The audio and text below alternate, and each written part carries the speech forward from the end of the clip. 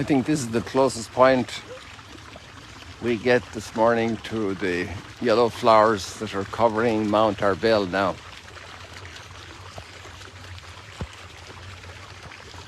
It's in full bloom up there, but not very walkable without kicking up your boots. So we'll be waiting for well over a week to get up there because of the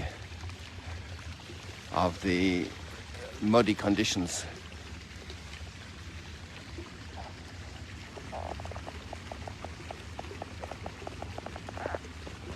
Trying to level the phone for you there. See how the water wets the basalt stone and it looks black.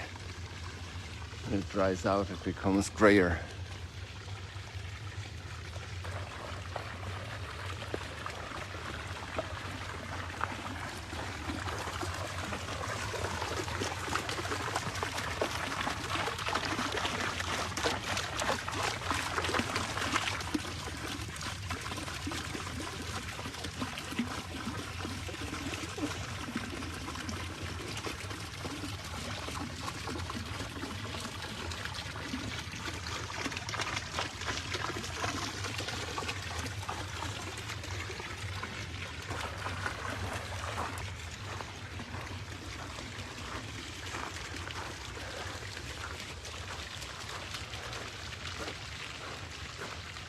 Shabbat Shalom to our Jewish friends.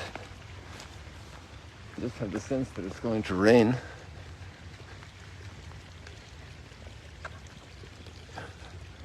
I can't see very well. I have to pull down a little bit more. Yeah, I think it is beginning to drip. Yes, it's easier to see it over here in the pool. You can see the drops falling. So I got my umbrella here to get cover. If it gets very intense, we can go inside.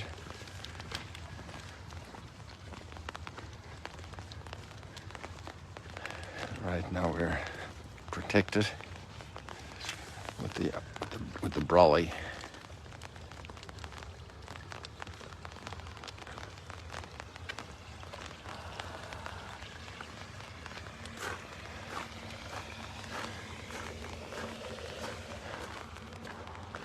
What does it look like? Well, you know, we have a lot of dark cloud up here, but it's not back there too heavy, so maybe we don't get heavy rain. Maybe it's coming in from over there. That could be it. So maybe we'll go inside. Do you have a preference? We should go inside?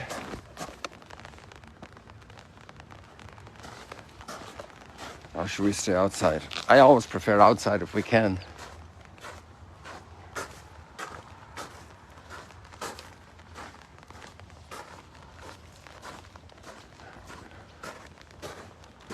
So up there is very bright and clear. Back there it's very clear, so maybe it's coming in here over Mount Arbel.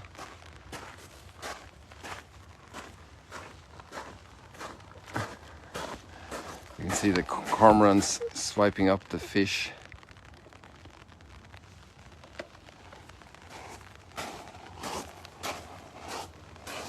Just watch how they move.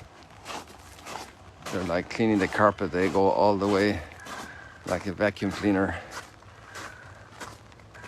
And they're gobbling up the little fish.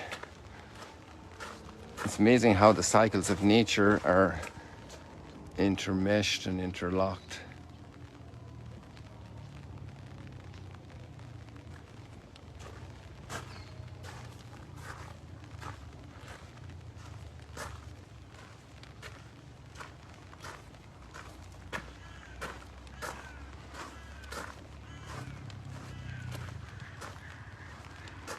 That black streak over there in the lake, that's them.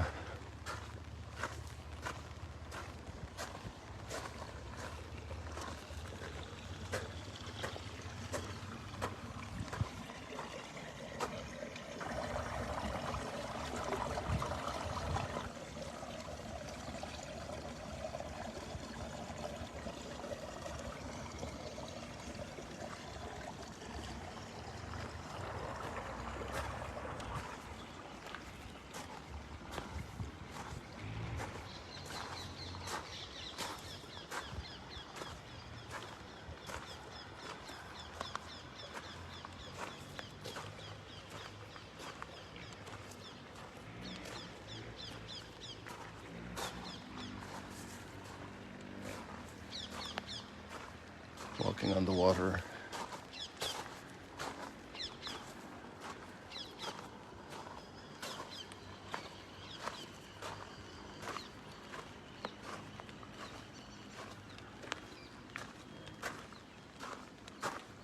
Oh, it's very waterlogged over here.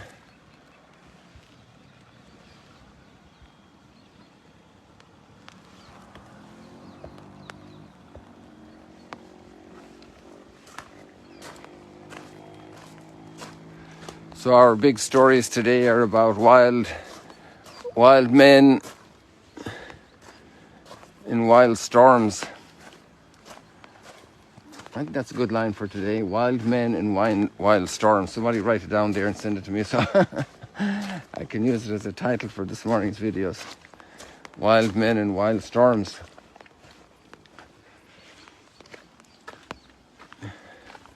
And in both sets of storms and sets of men, we have a revelation of God's mercy, that God's in charge, that this is God's show.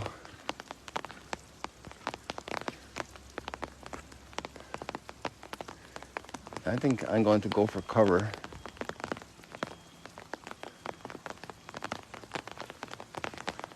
And we'll go to a different spot today. We'll go over to this balcony here of the lake house. Or we have the tent here as well from the kibbutz people.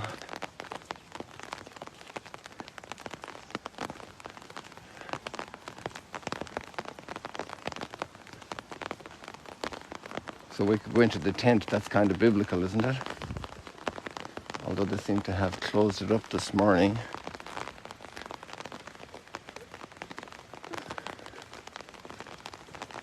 Let me see if it's easy to get in. See, they have some little events going on here at times.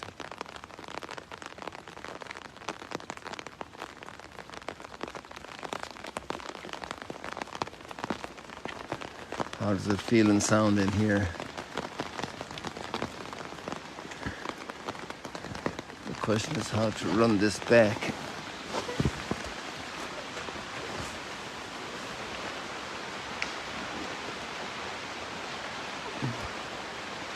I think I'll go for another solution today. I don't see how I can run back that curtain, that tent cover.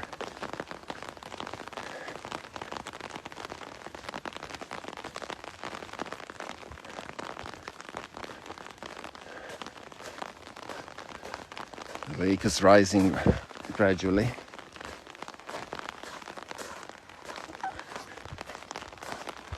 So big storms, big wild men and wild storms.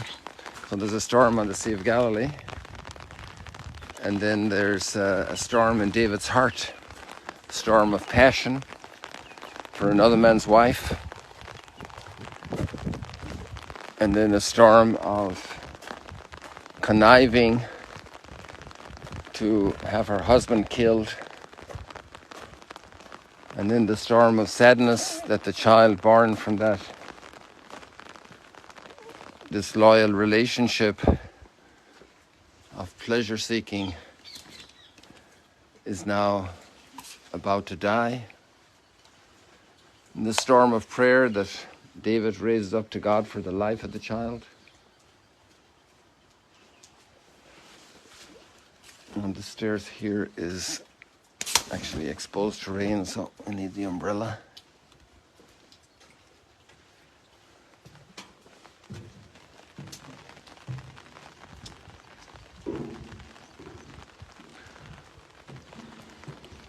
I don't think we ever did a live stream up here.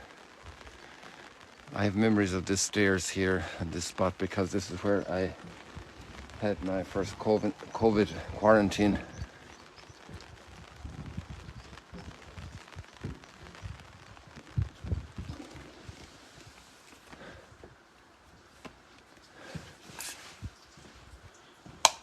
So this is a spacious balcony here.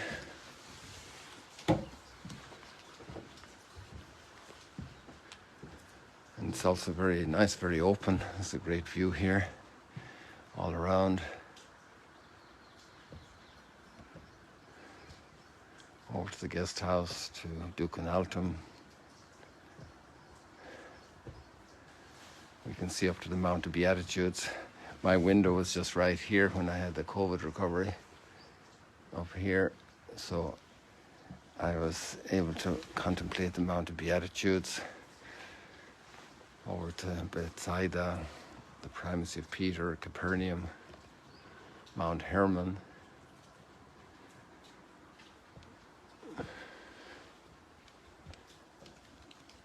Across to the Golan. So let's get back to our friend here, David, and the storm on the sea. And then God sends him another storm, which is very interesting because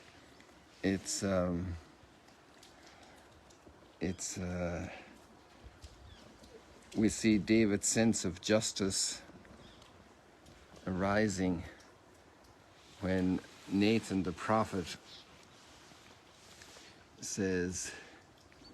tells him the story about the big guy in his kingdom who had a visitor and took the one single lamb of a poor guy to make the party. And while he himself had thousands of sheep. And of course that was a parable, because David got furious and he said, I'm going to kill that guy. He was so unjust. And Nathan says, you're the guy.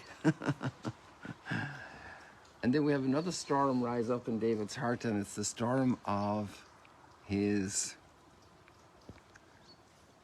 contrition.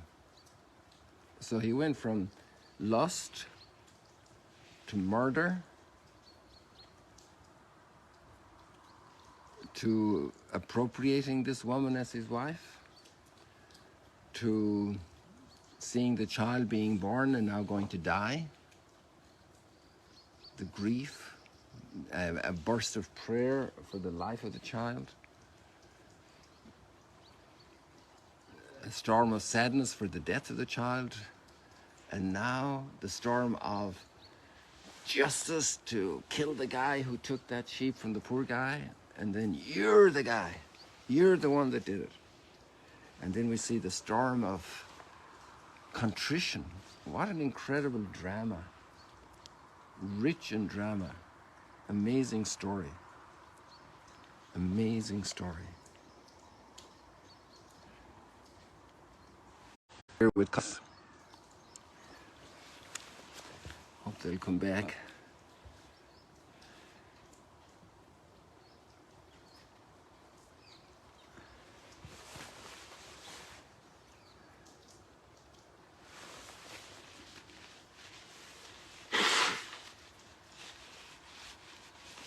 It's really fascinating to see this character, David.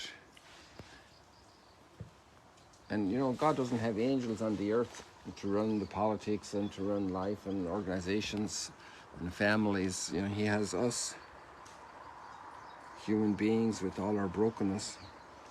And little by little, he's building up a path of salvation and sanctity and holiness. Those are the cormorants there as well that are doing the fishing.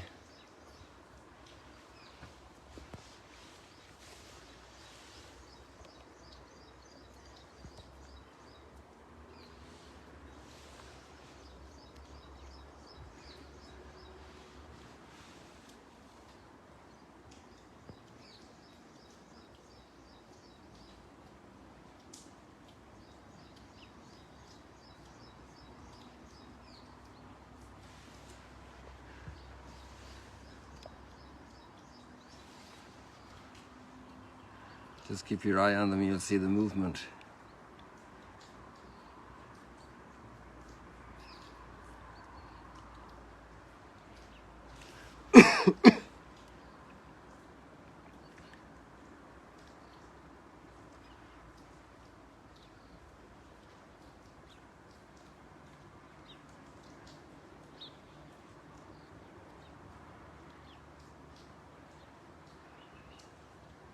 Isn't that great?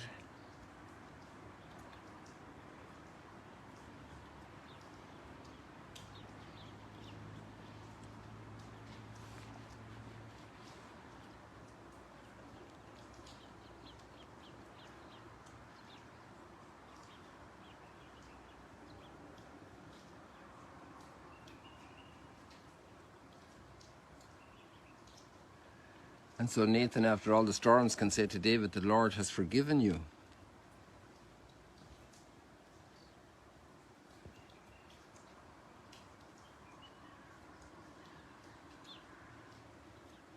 The Lord has forgiven you. And we have this beautiful prayer associated with this whole event, Psalm 51. Create a clean heart in me, O God. Create a clean heart in me, O God.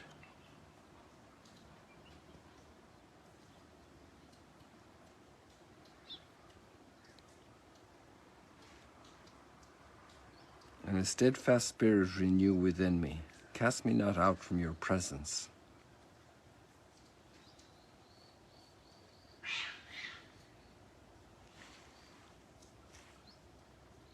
And your Holy Spirit take not from me. Give me back the joy of your salvation, and a willing spirit sustain in me.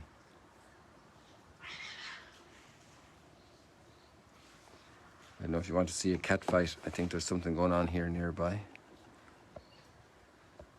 I just have to get a different position. And then we have the real storm in the Sea of Galilee, like the physical storm. The other storms are even more real in the heart of David.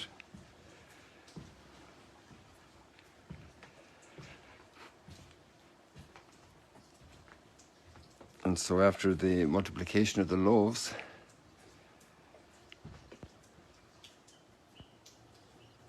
they took Jesus with them in the boat. And there were other boats, and then this violent storm comes up.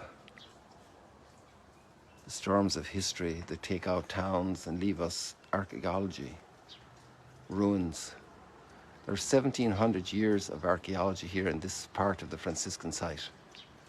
That tower there is 2nd century Roman period.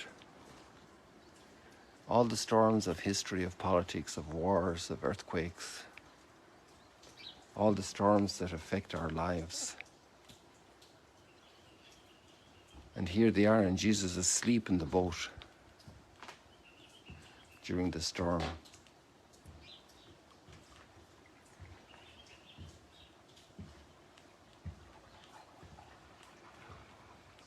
There, the catfish again.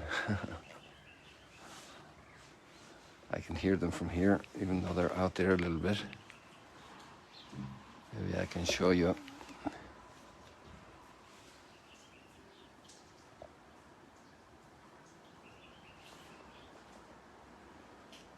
They're quiet at this moment, so let's see if they come back and do their thing for us. Jesus was in the stern of the boat, asleep on a cushion. In our storms, that's often the impression we have.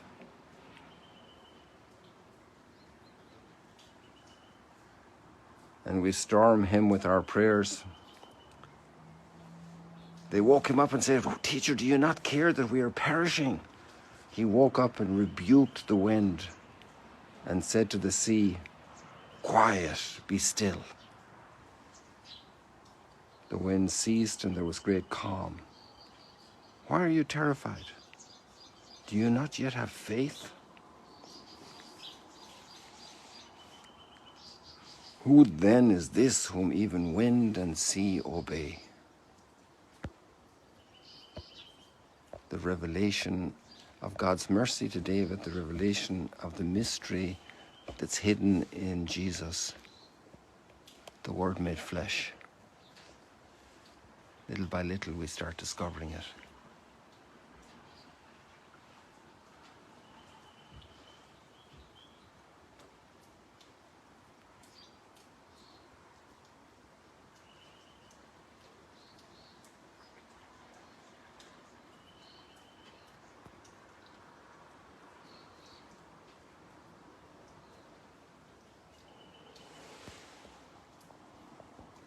People, God bless you. See you later, alligators. Have a beautiful day, beautiful weekend. Blessings for your families.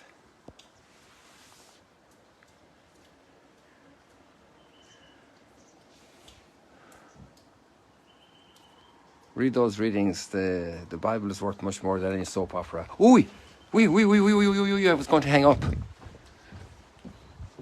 Look what we have over here for you, right over Ducanaltum. Rainbow colors.